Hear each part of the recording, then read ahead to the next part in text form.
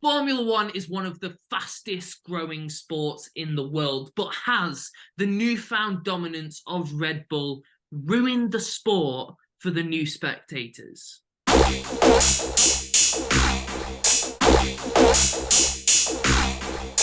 The 2021 Formula One season was one of the most exciting we've seen in a while, and it generated so many new fans of the sport. But then the rules changed and Red Bull are winning every race. So I've got Tom here with me today, and we're going to discuss whether Red Bull is ruining Formula One or these new rules that have come into place. What do you think, Tom? So, I myself am a new Formula One fan. I have no shame in saying that I found the love of Formula One because of Drive to Survive. I have no shame in that. But yeah, it is. I guess in a way, it's quite boring when every week you know who's going to win. It's Max Verstappen wins the Grand Prix. Next week, Max Verstappen wins the Grand Prix. It's quite refreshing this week having a week off, not hearing Max Verstappen Yeah, wins the something Grand Prix.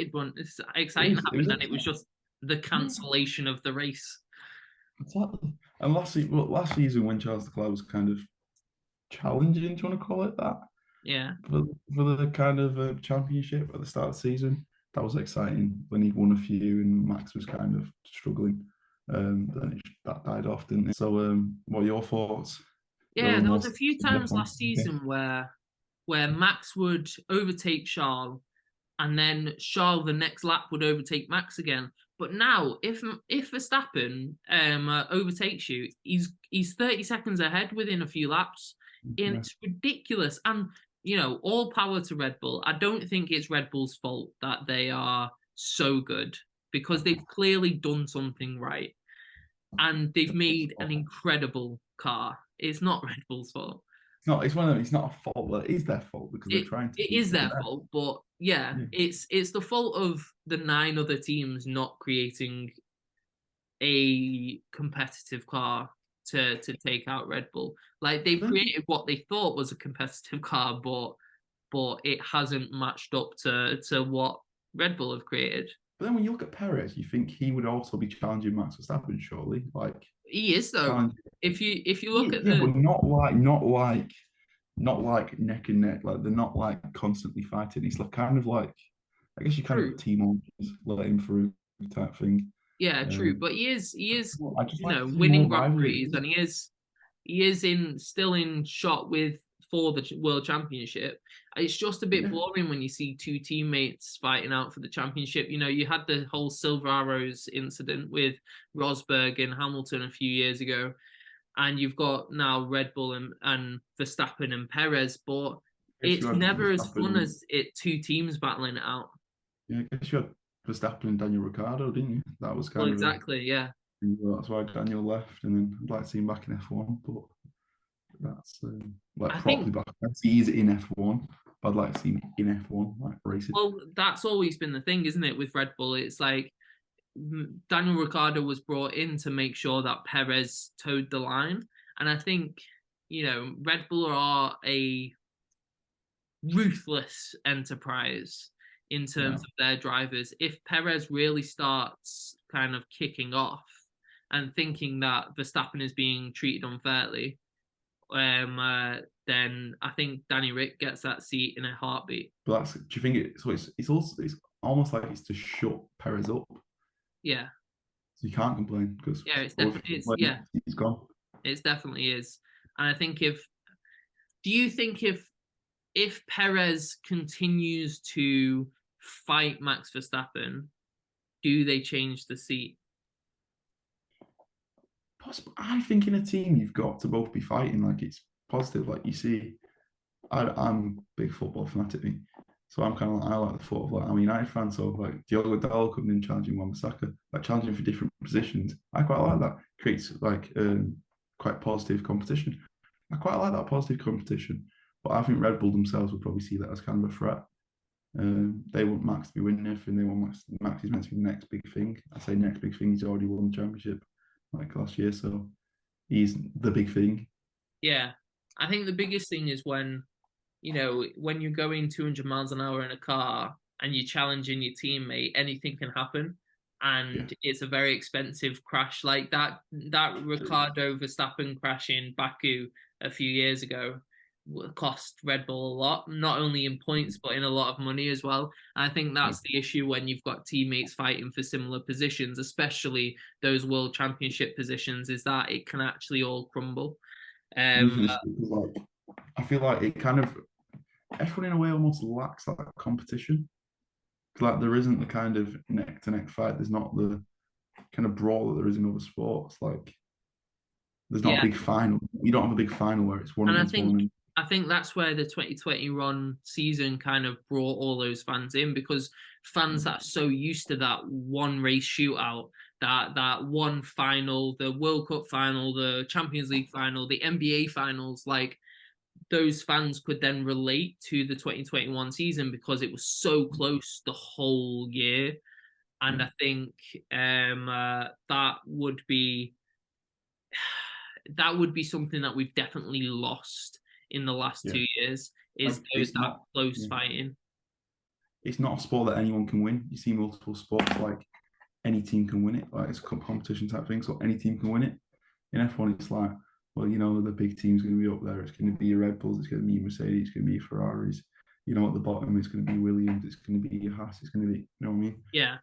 And I think it is kind of upsetting to an extent, because there is definitely in the past you'd see multiple winners in a season, like Grand Prix winners, like that 2021 season. To keep going back to it, you had like Daniel Ricciardo win for McLaren. You had Esteban Ocon win for Renault.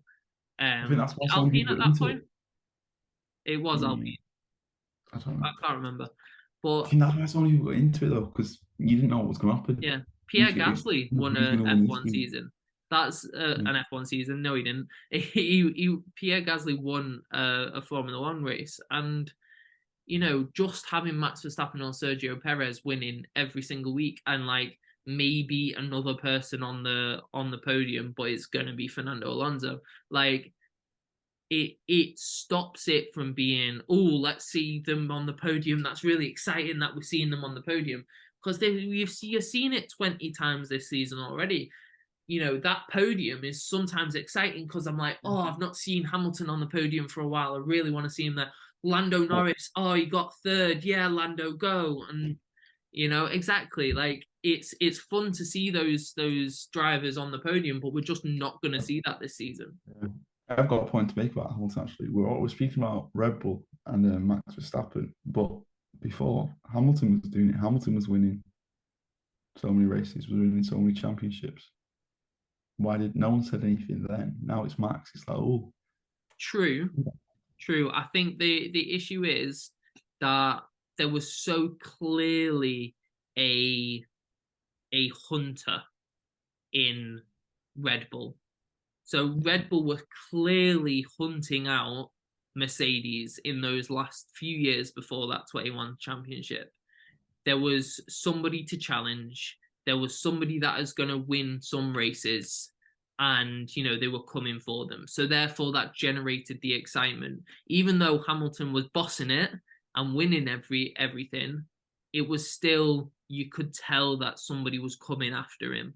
Whereas now, who's coming after Verstappen? Ferrari have capitulated. They look like they'd made a load of progress last season and only really needed to change their engine, but they've still got massive problems. Who else? Mercedes said that they're going to come with a brilliant car. They haven't. Aston Martin have done a brilliant job, but they're not going to. McLaren have disappeared almost. It's not as exciting. You've not got those storylines, those genuinely exciting stories. I dread to think what Drives to Survive producers are thinking about this season. Like they're thinking this must be the worst season we can possibly create anything out of, because it's nothing. Yeah, I've got a point to make to you. Do you think it's Red Bull doing so well, or do you think it's the other teams doing so badly that makes Red Bull look so good? Which one do you think it is? Because you said, McLaren aren't doing well. You kind of said all these teams aren't doing well. Mercedes haven't done what they said they would. Is it that, or is it just that they're doing what they normally would? And Red Bull's just so good that it makes them I look bad. think there is an element of Red Bull being so good because that DRS for Red Bull is insane. Yeah. When they open that little flap on the Red Bull, it just flies off compared to the others. So they clearly, aerodynamically, they've clearly done something that's next level compared to the others. But then there is also an element that the others just haven't come. They haven't shown up to the party. They haven't come prepared. They're all talking about, well, we've got updates at Imola. Well, you haven't because Imola's been cancelled, and we've got updates coming. We're gonna improve the car, and it's like, yeah, but why? Red Bull did that from the start, and now they've got a massive advantage over everybody because they came prepared at the start of the season. McLaren was going on, oh yeah, we're going to be like last this first few weeks of the season, but we're bringing updates, and I'm like, so your plan is be last and update it to like a mid-level team. Like that's not a good plan. So yeah, Oh, there is definitely elements that Red Bull are incredible and all the other teams are terrible. yeah, I think there is. I do hope and pray that it becomes a more exciting season though, because Yeah. I think What do it you think? it has a lot of potential, Formula One, Yeah. because it's one of those sports where you can almost see yourself doing it, but then you can also respect how bloody hard it is at the same time. Like we all drive, and The we've other thing, all we've sits all down been in go and karts and stuff, and we think we could do it, but then you see them drive at a circuit like Jeddah, and you're like this close to the wall, and you're like, no, actually, I couldn't do that. exactly. What do you think the future holds for F1? Is it going to only get bigger, or do you think it's going to drop off? Do you think people are going to lose the love for it? I think they have to manage the environment side of it well for it to be bigger, because more and more people are going to be more bothered about the environment and eco-friendly stuff as it becomes more of a problem. So Yeah. they're going to have to manage that well. People made a joke about Imola, didn't they? About oh, Imola's been done to climate change. What causes the climate change? The cars. Yeah, exactly. And I think it has potential because, like I say, because people can relate to trying to drive fast and and just a race in terms of a first to finish. Like it's a very easy sport to understand.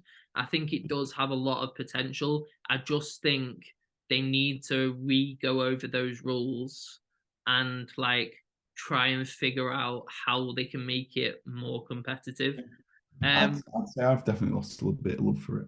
yeah, Like, I feel like within that 2021 season, 2022 season, it's kind of like I'd purposely be like, all right, I'm going to stay up to watch the Australian Grand Prix. But now I'm like, no, I'd rather just sleep because I know Max is going to win it. yeah, Like, I think is it next weekend we've got a clash of the last Premier League games of the season and Monaco. I know which one I'll be watching.